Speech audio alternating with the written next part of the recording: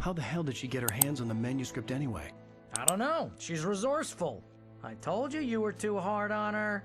Listen, I found out all sorts of interesting stuff while I was digging around. Yeah. Mr. Wake, it's Sheriff Breaker. We have an FBI agent here, Agent Nightingale. FBI? He's anxious to see you. You'd better come to the station. Okay, I'll be right over, Sheriff. Let's make this quick, huh? Help you folks? Name's Randolph. I'm the manager. We're looking for Rose. Works as a waitress down at the diner? Rose, sure. Nice girl. Who wants to know? I'm Alan Wake. A writer, huh? I heard on the radio you were visiting. Well, I'll show you her trailer. That Rose, she's a nice girl. Always pays her rent on time.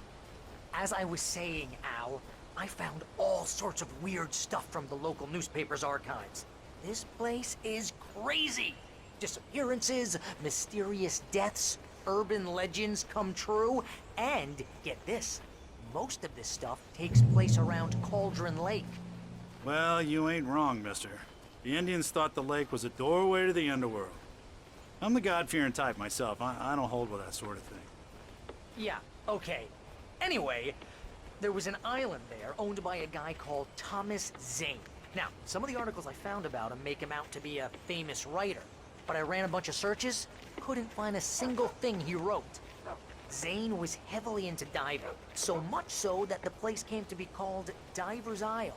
But the volcano under the lake erupted in 1970, and Zane went down with the island.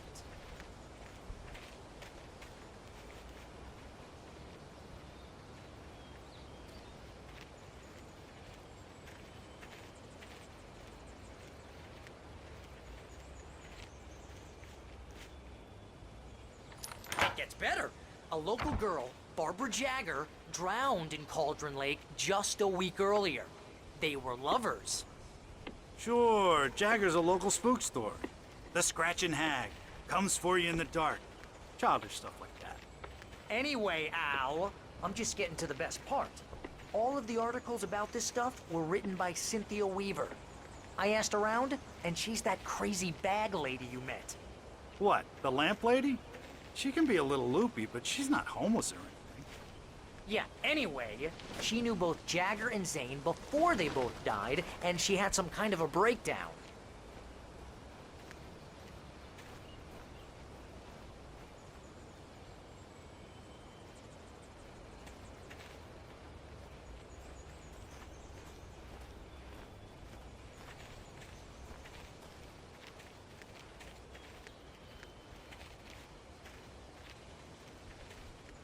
Well, mister, this here's Rose's trailer.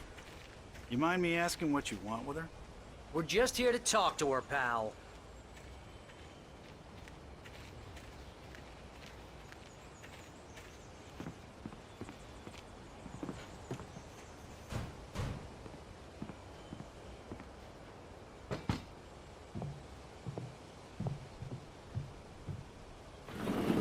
Welcome to... Oh dear, Mr. Wake. I'm so glad you're here. Rose, you have my manuscript? Oh. Oh yes. Yes. Please, come in. Hey, this is really good. Rose, Yes, my manuscript. I really need it. I understand. I know what you need. A muse to inspire you. Oh, for Barry. She doesn't have anything. Yeah, hey, Al? Al, what's... Oh... Barry! What? What?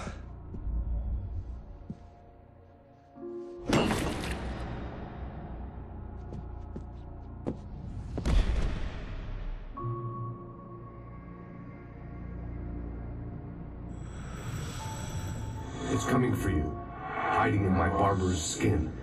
I'm too weak to stop it. You must turn the lights on. I promised I'd come visit you and your lovely wife. You must finish what you started. I insist. You must turn the lights on.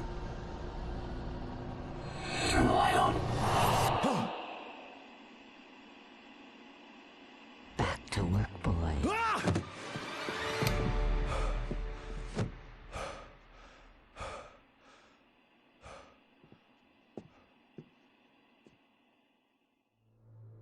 I felt nauseous, hungover. Only anger kept me going. I can't tell reality from dream anymore, but it seems I have an imaginary editor to help me. She's an old woman in a funeral dress. I call her Barbara Jagger. She's very strict. I'm writing faster and faster. My manuscript is being heavily revised. The edits are getting very aggressive, and each day there's less of me and more of her. I hate it, but I know she's right. She promises me I can save Alice this way. She knows more of this than I do. About the complex incantation I'm attempting. About this place. She's worked with another writer under similar circumstances, Thomas Zane. The genre of the story seems to be shifting. It's turning into a horror story. I'm getting close. I can feel it.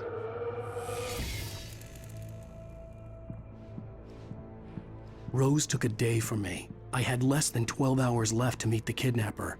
All I could do was get Barry into the car, work something out once I got on the road. Barry was out of it. He was way too heavy to carry. You're right. I deserve more money.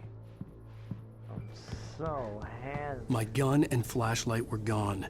I'd have to find a way to get Barry into the car as quickly as possible. There was no time to waste. Mr. Randolph liked Rose. That little smile she had. How she was still sweet when life had tried so hard to make her bitter. It wasn't any of his business what she did in her trailer. But those strangers, the writer and his smart-ass sidekick, looked like trouble. And they'd been in there for hours, way past her normal bedtime.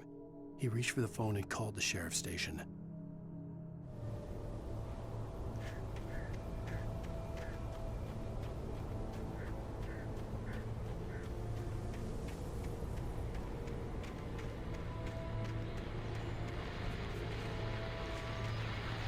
I just stepped outside to catch a breath of fresh air. Let me tell you, the weather's getting heavy. Nights like this make me especially glad I'm here talking to you and not home in bed. Once the weather takes a turn like this, I can't sleep at all. It's all tangled bed sheets and dark thoughts, punctuated by the occasional plunge into nightmare. Is it just me? Well, perhaps it is.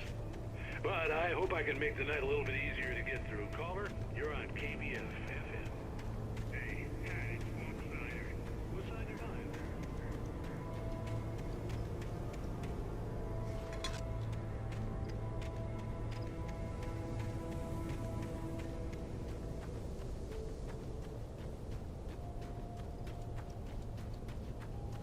Oh, you're gonna get it now.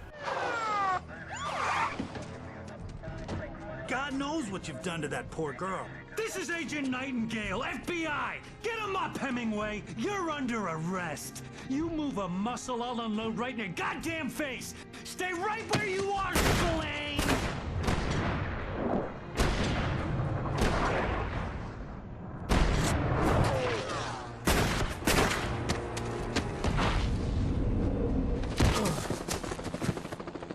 What are? I'm standing right here, you goddamn maniac!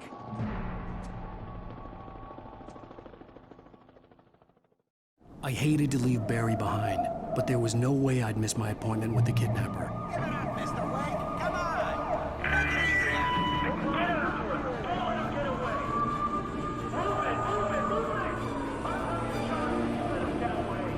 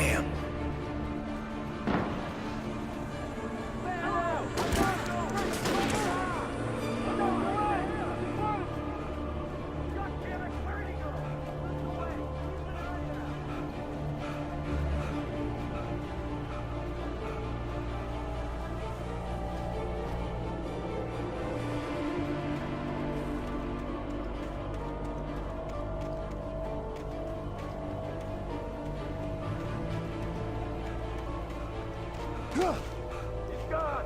Come on, guys. We need to head him off.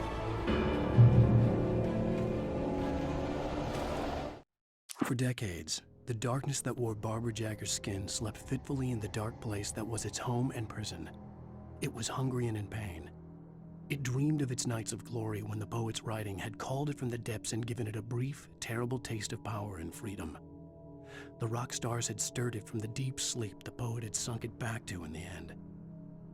When it sensed the writer on the ferry, it opened its eyes.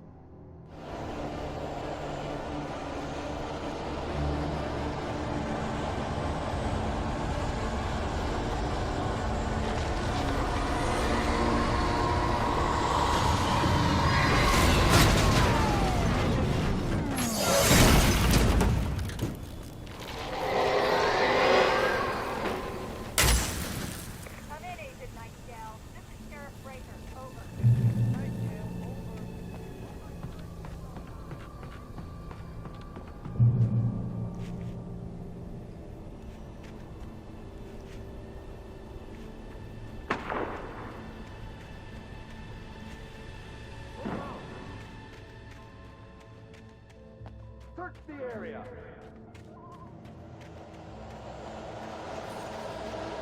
Stay sharp. This way. Over here.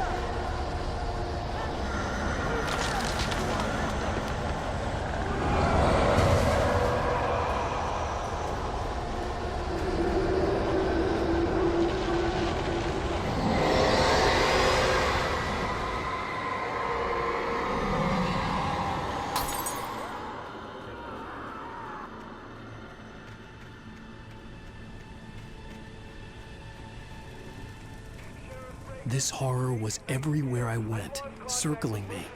The cops didn't stand a chance. They were after a writer, not a monster.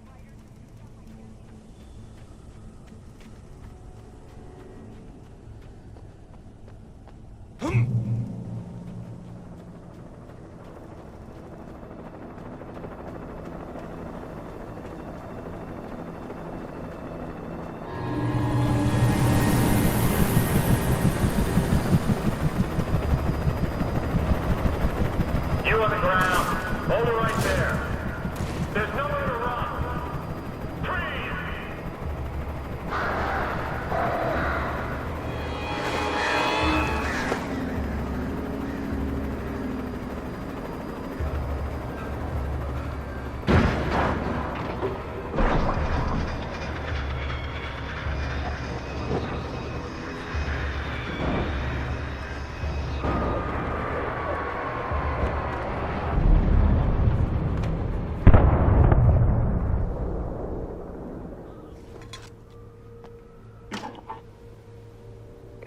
This is James. Mulligan, Thornton, come in. Over.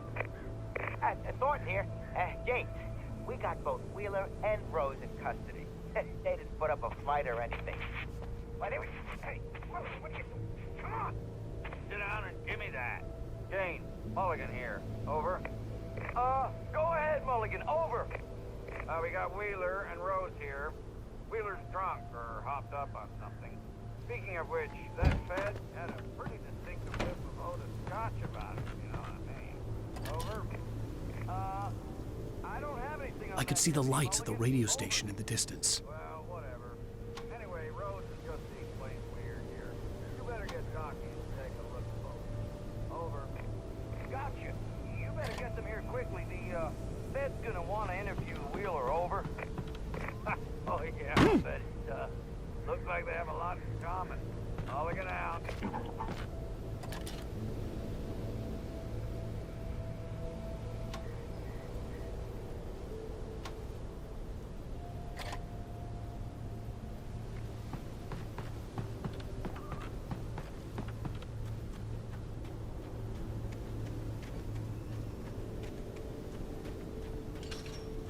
I imagined that the broadcast tower in the distance was part of the local radio station. Maine seemed like a decent guy. Perhaps he could give me directions to the coal mine.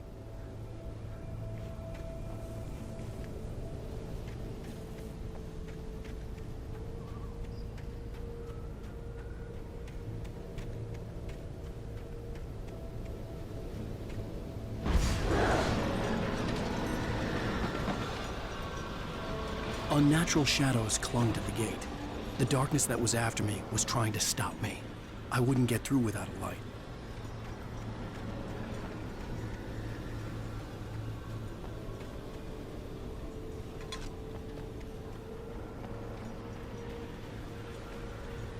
There was no power to the searchlight.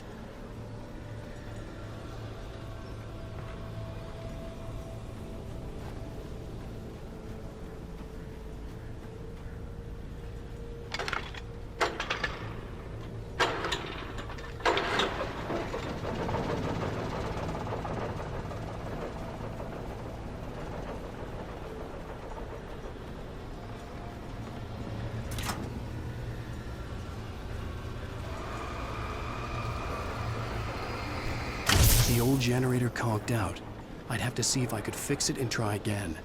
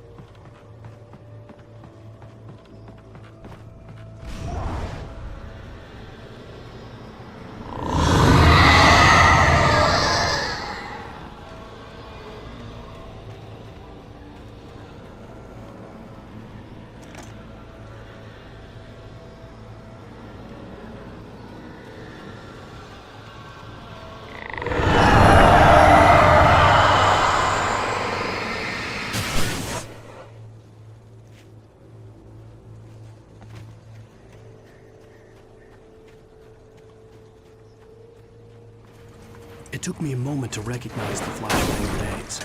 They were an ideal weapon for my situation. Team 1, come in. Over. Team 1, this is Sheriff Breaker. Report.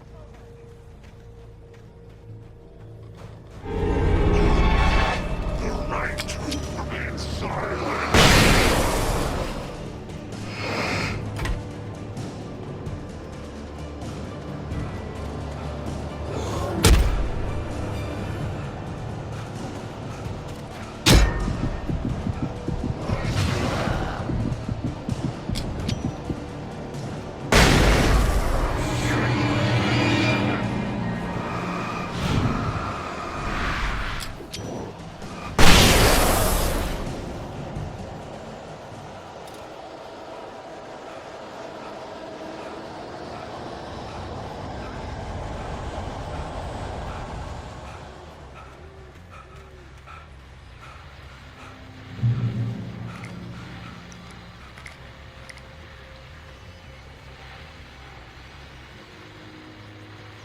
And here's another call. You're on KBF-FM with Pat Maine. It's Milt Peabody, Pat. What's on your mind, Milt? Well, I live near the trailer park, Pat, and there's a big ruckus going on over there. Well, that's just up the road from me, too.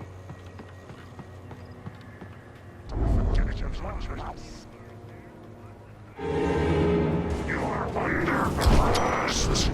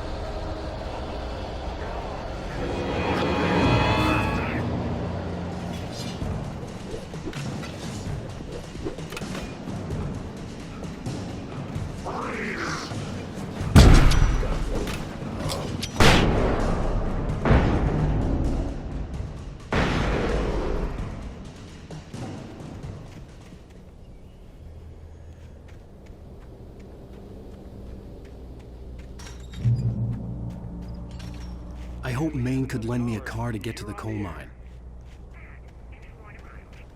Oh, why, hello, Lorna. What do you have for us?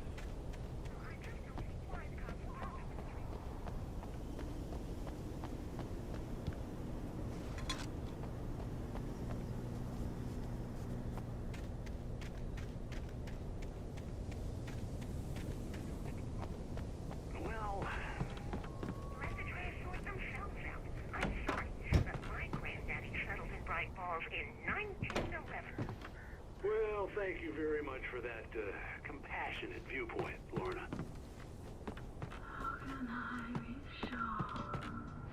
Oh, here's a little surprise. The famous writer Alan Wake just walked in. Folks, I'm going to see if I can talk him into an interview.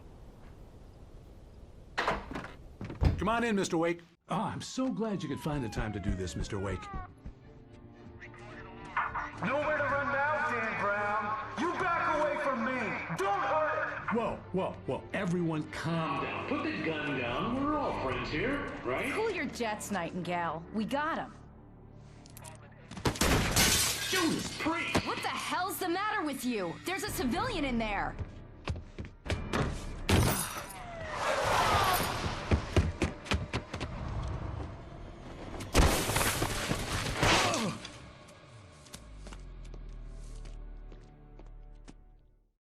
I'll get you yet, even if it kills me. You hear me? You hear me, H.P. Lovecraft? I had fallen off so many cliffs it was ridiculous. That's what you get for naming a book The Sudden Stop. It was probably good I hadn't had the chance to tell Maine where I was going. I'd have to lose the cops and find my own way to the mine.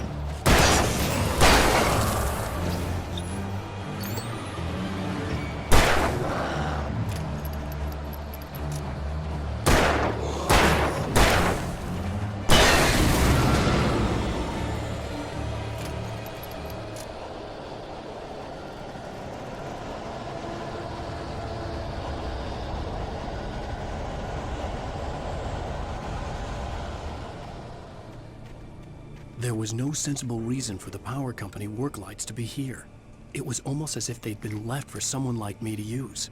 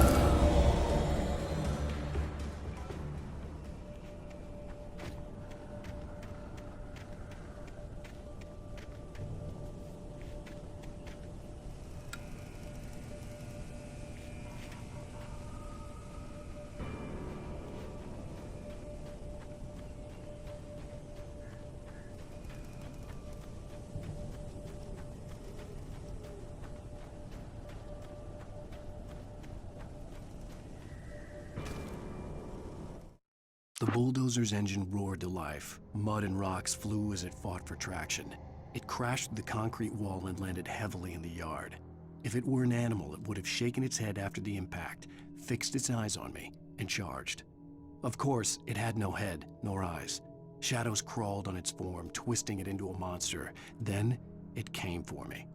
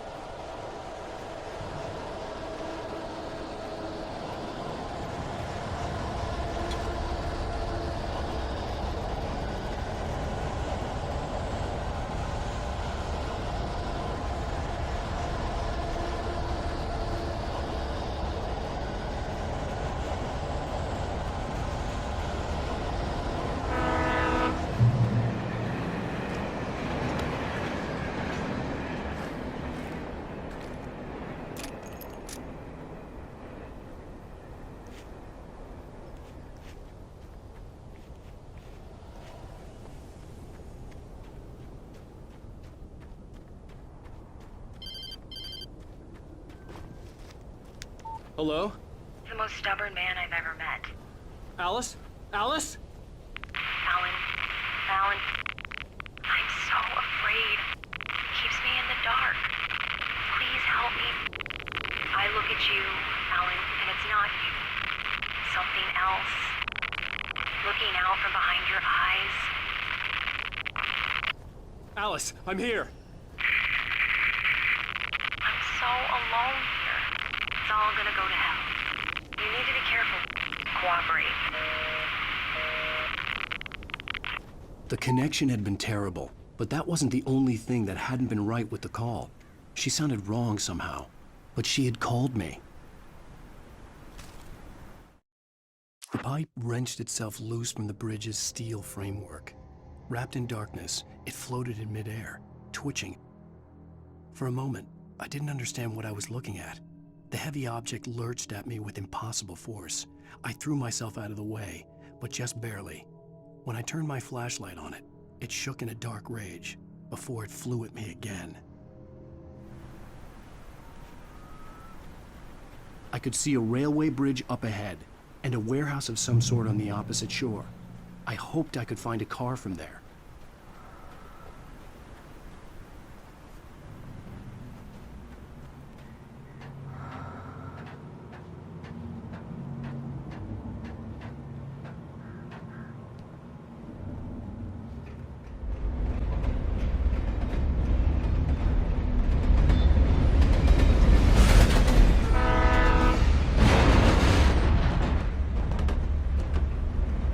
The darkness that was pursuing me was growing stronger, and it was taking over everything in its path.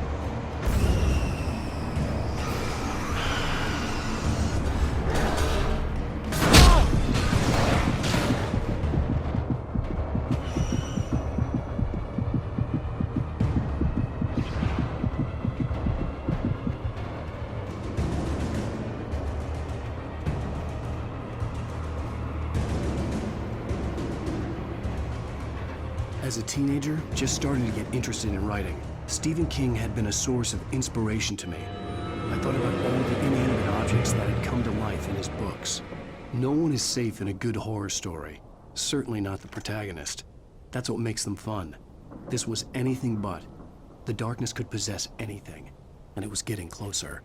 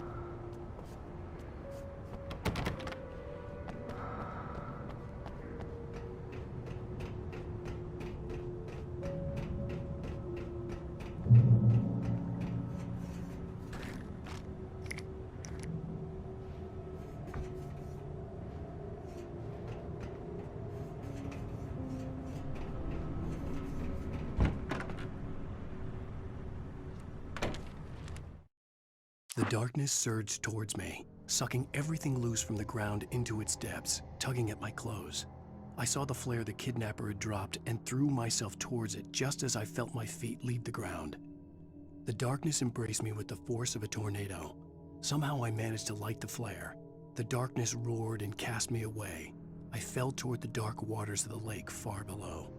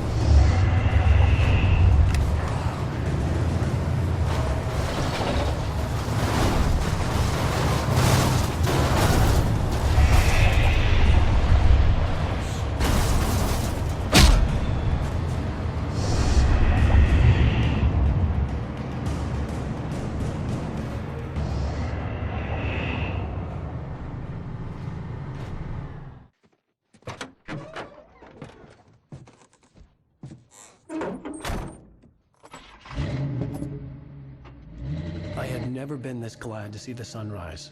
I had a couple of hours to get to the coal mine.